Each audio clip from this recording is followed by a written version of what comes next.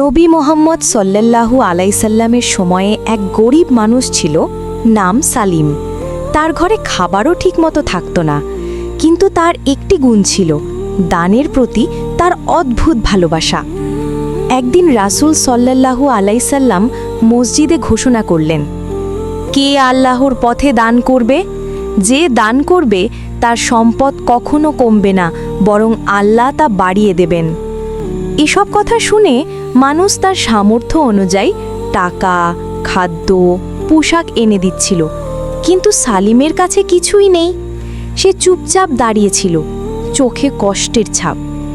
কিছুক্ষণ পরে সে থেমে গেল।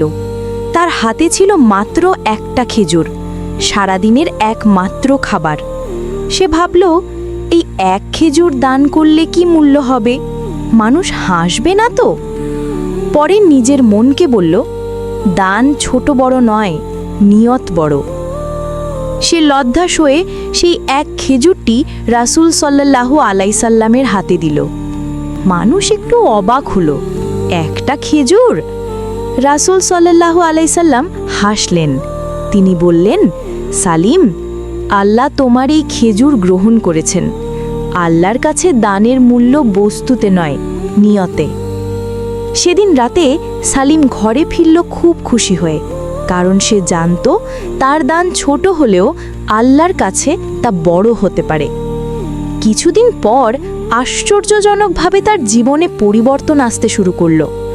লোকেরা তাকে কাজে ডাকা শুরু করল, ব্যবসায় বরকত এলো। অল্প দিনে সে তার এলাকার সচ্ছল মানুষের মধ্যে একজন হয়ে গেল।